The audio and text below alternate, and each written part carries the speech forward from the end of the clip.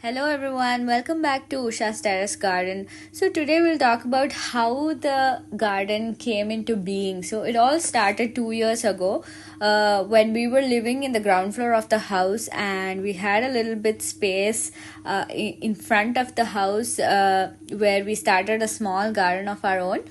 So we had a lot of plants in this small garden, basically a lot of roses and hibiscus, and also a couple of vegetables that we started growing there. I have a lot of interest in gardening, and so whatever little space I had, I wanted to make sure that whatever was possible, we wanted to bring up those plants and start growing them and really see greenery around us. So and then after a couple of months, we started thinking about renovating our house and building a duplex house on top of the two-storied building that there is right now. So what we wanted was in the second floor of the house, basically we wanted to have like a one bedrooms with an opening to lawn and terrace garden and a landscape view, which would really be relaxing to just sit and have a nice time during the evenings every day.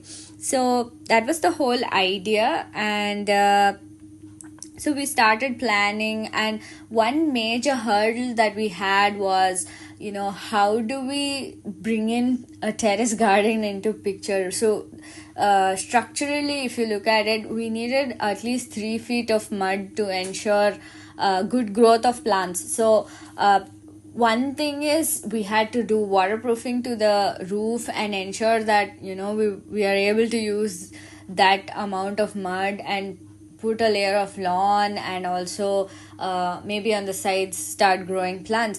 But this is a very difficult process, and it is difficult to maintain. And the second thing is that our building was made of load bearing walls, so it would add a lot of weight to the entire structure, and we wanted to avoid this. So the second option was to go for artificial lawn, ensuring very good slope on the entire slab to ensure proper draining of water while we're doing this. And the second thing that we were still not sure was, how are we going to plant all these plants on a terrace? Where do we find such big pots, and how are we gonna do it?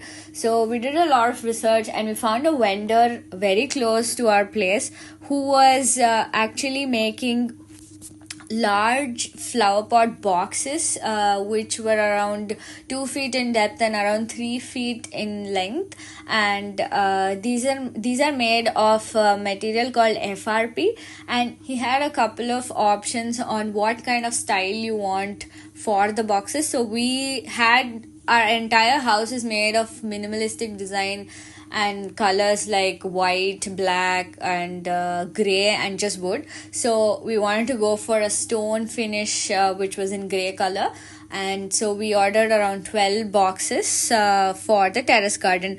And so while all this was happening, the construction had started, and we had to sort of remove all the plants from our little garden that was there in front of the ground floor house, and we had to move them away from the construction site to ensure no cement is damaging these plants.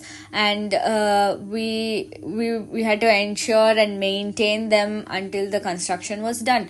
And once the construction was done, all of these plants are going to be moved to the terrace garden. And basically once the slab of the last floor was done, we got the boxes delivered from the vendor, and we also got mud delivered to the house, and we had a gardener who came and helped us and filled all these 12 boxes with mud, with different layers of mud, cocoa peat, and we also use cow dung. And once all of these layers of mud were properly placed, we had to ensure right drainage of water in these boxes to ensure the right growth for the plants. So that was also done, and then we had to decide like what plants would go where based on the direction of sunlight. So for example, we had, if you have like a jasmine plant, you need to ensure that it gets sufficient sunlight.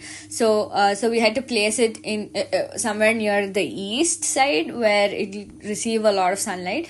And similarly, we had to decide like which plants go where based on the sizes, and there were different sizes of plants, and also like where would the vegetable plants go and things like that. So once they were all placed in their right positions, we had 12 boxes lined up on the sides of the walls of the L-shaped lawn.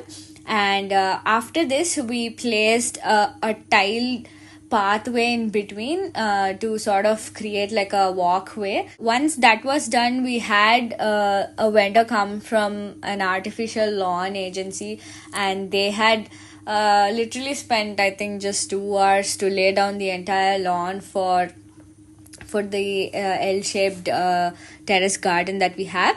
And till date it is lush green, and it is very easy to maintain. So anyone who's looking for a lawn, I really suggest just stick to the artificial lawn. It's very easy to maintain, and it looks beautiful.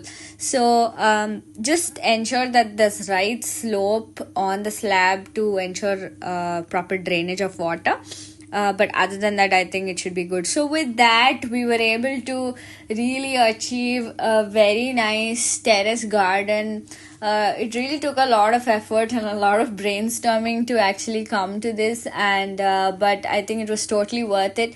And you can see how it was 2 years ago when we just started the garden, and this is what it looks like now. So it's beautiful, and we would love to keep making this much better and greener. And yeah, hope to see you all in the next episode with much more details of Usha's terrace garden. Thank you so much, and follow for more.